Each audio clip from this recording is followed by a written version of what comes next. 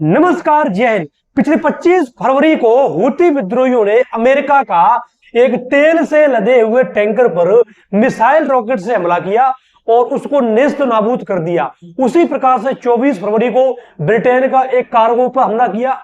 19 फरवरी को इजराइल के। इस प्रकार से देखें तो पिछले 5 दिनों में हूती विद्रोहियों के द्वारा जो है 8 हमले हो चुके हैं। तो आखिर कौन है हूती विद्रोह, किस प्रकार से वो अमेरिका का एकदम धुआं मचा रहे हैं, इस सारी बातों में चर्चा करेंगे बहुत ही विस्तार से। तो सबसे पहले आप सभी को बता दें कि ये जो पूरा मिडिल ईस्ट का रीजन है, ये पिछले 6 महीनों से बहुत ही अशांत क्षेत्र हो चुका है। पिछले 6 महीने से आपको पता है कि इजराइल और हमास का युद्ध भी जारी है। उसी प्रकार से यमन देश पर एक हूती विद्रोहियों का कब्जा है। हूती विद्रोही बेसिकली एक यमन देश पर उनका अधिकार है। इन विद्रोहियों का इस पूरे लाल सागर वाले रीजन पर अधिकार हो चुका है। तो जितने भी जो है कार्गो आते हैं सुएज नहर के माध्यम से लाल सागर होते हुए, जितने भी कार्गो शिप व्यापारिक जहाज अरब सागर में जाते हैं, उन सभी पर पैनी निगाह रखते हैं यमन के हूती विद्रोही। और जो भी कार्गो इजराइल का हो, ब्रिटेन का हो, अमेरिका का हो, तो उनको जानबूझ करके ये टारगेट करते हैं एकदम तड़ाक धुआं धुआं। तो आखिर इनकी क्या लड़ाई है अमेरिका से, अमेरिका किस तरीके से इनसे निपटेगा और उसकी क्या रणनीति होने वाली है। तो सबसे पहले हम आपको मिडिल ईस्ट की महत्व बता दें कि इसकी इंपोर्टेंस कितनी है व्यापार को लेकर के, चाहे वैश्विक व्यापार हो चाहे भारत का व्यापार हो। तो देखो, अगर मिडिल ईस्ट की बात करें तो मिडिल ईस्ट वह व्यापारिक मार्ग है जो हम बात करें यूरोप और एशिया को जोड़ने वाला। अगर 14 से 18 अगर हम बात करें सुएज नहर के बनने से पूर्व जो भी यूरोप से व्यापार होता था वो कैप ऑफ गुड होकर के पूरे अफ्रीका का चक्कर लगा करके तब जो है भारत, चीन, सिंगापुर, ऑस्ट्रेलिया तक जो है व्यापार के जहाज पहुंच पाते थे। लेकिन सुएज नहर के बनने से, सुएज नहर आपकी जो मिस्र का सिनाई प्रायद्वीप है उसके बगल से एक नहर बनाई गई है सुएज नहर। और ये सुएज नहर जो है लाल सागर और भूमध्य सागर को जोड़ने वाली एक नहर है। तो अभी तक जितने भी व्यापारिक जहाज आते हैं वो भूमध्य सागर से डायरेक्ट जो है सुएज नहर और सुएज नहर से लाल सागर होते हुए अरब सागर में चले जाते हैं। उन्हें पूरे अफ्रीका का चक्कर नहीं काटना पड़ता। इस वजह से उनके 10 दिन बच जाते हैं। यानी कि टोटल अगर अफ्रीका का चक्कर काट के कोई जहाज जाएगा तो उसे 10 दिन एक्स्ट्रा लगेगा और जो परिवहन लागत है वो भी बच जाती है। परिवहन लागत पर ज्यादा फर्क नहीं पड़ता और इस नहर की वजह से। लेकिन कुछ दिनों से, कुछ हफ्तों से जो हूती विद्रोही है उन्होंने पूरे बाब अल मंदाब की जो खाड़ी है, जल संधि है, इस पर कब्जा कर रखा है।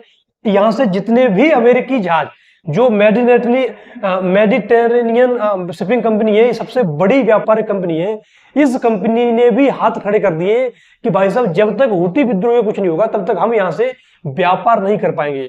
इसका भारत पर भी बहुत जबरदस्त फर्क पड़ेगा क्योंकि भारत जितने भी तेल वगैरह मंगाना हो या जो औषधि वगैरह है, दवाइयां वगैरह हैं, जो भी निर्यात करता है वो भी कहीं ना कहीं प्रभावित हो रही है। तो इस तरीके से अगर हम कुछ आंकड़ा आपको बता दें तो हमने बता था 25 फरवरी, 20 फरवरी, 19 फरवरी और पिछले 5 दिनों में 8 हमले हुए। अगर कुछ आंकड़ा वैसे बताएं तो डेली इस व्यापारिक मार्ग से लगभग 90 लाख बैरल तेल का आयात होता है व्यापारिक इसी मार्ग से। और इसमें अगर 10 दिन की देरी होती है तो लागत में वृद्धि होगी और लागत में वृद्धि होगी तो वस्तुओं की कीमत बढ़ जाएगी। इस प्रकार से देखें तो पूरा व्यापारिक मार्ग की दृष्टि से बहुत महत्वपूर्ण है जिस पर हूती विद्रोहियों का कब्जा है। अब प्रश्न उठता है कि आखिर हूती विद्रोही कौन है और इनकी अमेरिका से कौन सी जानी दुश्मनी है, अमेरिका से इनका क्या वैर है। तो एक चीज हम आपको बता दें कि इनका अमेरिका से डायरेक्ट वैर नहीं है, लेकिन इनका जो माई बाप है, जो पनाहगाह है, जो बाप है उनका अमेरिका से डायरेक्ट पंगा है। और इनका जो माई बाप है वो है ईरान और अमेरिका के रिश्तों के बारे में आपको बताया, एकदम जानी दुश्मन है, लठियां लेकर दोनों एक दूसरे के पीछे पड़ जाते हैं। तो उसी प्रकार से हूती विद्रोही जो है बेसिकली उनका पनाहगाह है ये ईरान। ईरान के संरक्षण में रहते हैं, ईरान इन्हें बाकायदा फंडिंग करता है, इनका जो है मुद्दा उठाता है अंतरराष्ट्रीय लेवल पर। बाकी जो देश हैं वो हुतियों को एक आतंकवादी मानते हैं, ये आतंकवादी संगठन है, लेकिन ये अपने आप को एक विद्रोही संगठन मानते हैं। अपने देश की सरकार के खिलाफ विद्रोह, अपने देश की सरकार की नीतियों के खिलाफ विद्रोह करना इनका उद्देश्य है। तो ये बेसिकली यमन देश के एक बहुत बड़े क्षेत्र पर इन्होंने कैप्चर कर लिया है, कब्जा कर लिया है। यहां अगर आपको बताएं तो ये पूरा जो रीजन है यमन का, इस पूरे रीजन पर हुती विद्रोहियों का कब्जा है। और हुती विद्रोही बेसिकली अपने आप में एक सरकार चला रहे हैं, इनका अपना पूरा टैक्सेशन सिस्टम है, इनकी कर व्यवस्था है, इनकी जो है मुद्रा व्यवस्था है, और इनके पास जो हथियार है, इनके पास अगर हथियार की बात करें तो हथियार भी इनके पास बहुत ही आधुनिक किस्म के हथियार हैं। तो अगर हम इसके आंदोलन की शुरुआत की बात करें कि विद्रोह पनपा कैसे है, तो वो अगर हम बात करें तो ये बेसिकली शिया जैदी समुदाय क्या है, ये एक शिया जैदी समुदाय है जो एक धार्मिक लड़ाई लड़ने के लिए सशस्त्र विद्रोह का प्रयोग करता है। इसकी शुरुआत की बात करें तो 1990 में एक भ्रष्टाचार के खिलाफ एक आंदोलन चला, और वही आंदोलन हुसैन अली हुती, ये व्यक्ति दिख रहा है, इसका नाम हुसैन अली हुती, उसके नेतृत्व में ये आंदोलन आगे बढ़ा, और उसी के नाम पर ये हुती आंदोलन खूब चर्चा में हुआ। और यही हुती विद्रोह अभी जो है यमन के उत्तरी वाले रीजन पर कब्जा किए हुए है। 2015 में जो यमन की राजधानी सना थी उस पर इन लोगों ने कब्जा कर लिया, और राष्ट्रपति जो है यमन का फरार हो गया एकदम। आगे बात करें 2019 में सऊदी अरब पर हमला बोलते हैं, और सऊदी अरब के जितने भी टैंकर होते हैं तेल वगैरह का, जितने भी जो है खाड़ी होती है, उन पर ये कब्जा कर लेते हैं और हमले कर करके सैकड़ों मिसाइलें दागते हैं सऊदी अरब पर। तो सऊदी अरब के ये बहुत कट्टर दुश्मन है, ईरान के ये बहुत ही समर्थित हैं, सपोर्टर हैं, क्योंकि आपको बताया उधर सऊदी अरब ईरान एकदम जानी दुश्मन, अमेरिका ईरान जानी दुश्मन।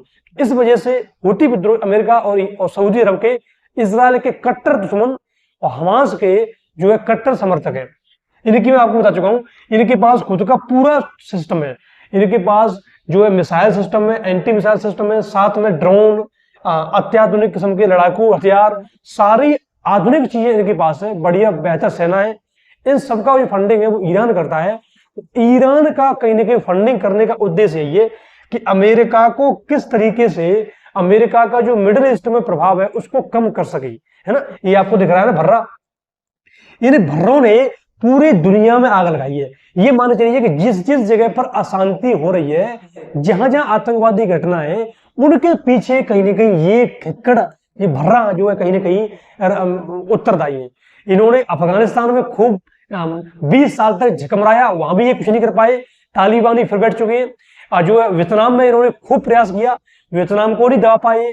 उसी प्रकार से मिडिल ईस्ट में ईरान को ये खूब सालों से प्रयास कर रहे हैं कि ईरान को ये दबा दें, लेकिन ईरान का भी इन्होंने कोई बाल बाका नहीं किया। उत्तर कोरिया को इन्होंने खूब प्रयास किया कि उत्तर कोरिया को पाबंद लगा दिया, आर्थिक प्रतिबंध लगा दिए, उत्तर कोरिया का भी इन्होंने कुछ भी बाल बाका नहीं किया। तो भाई साहब ये अपने आप को भले 30 मारा का समझे, लेकिन है कुछ नहीं। आगे बात करें हुती विद्रोह के बारे में, तो ईरान इन्हें पूर्ण समर्थित करता है। ईरान आप सभी को होता है कि ईरान रूस का जो है सपोर्टर है, रूस यूक्रेन में लड़ाई लड़ रहा है तो ईरान खुल के सपोर्ट कर रहा है वहां इनका रूस का। तो इस प्रकार से ये दोनों जो है कहीं ना कहीं सपोर्टर है हुतियों का, और ये दोनों हुतियों को एक आतंकवादी नहीं मानते, जबकि बल्कि एक विद्रोही मानते हैं कि ये एक बेसिकली विद्रोही समूह है ना।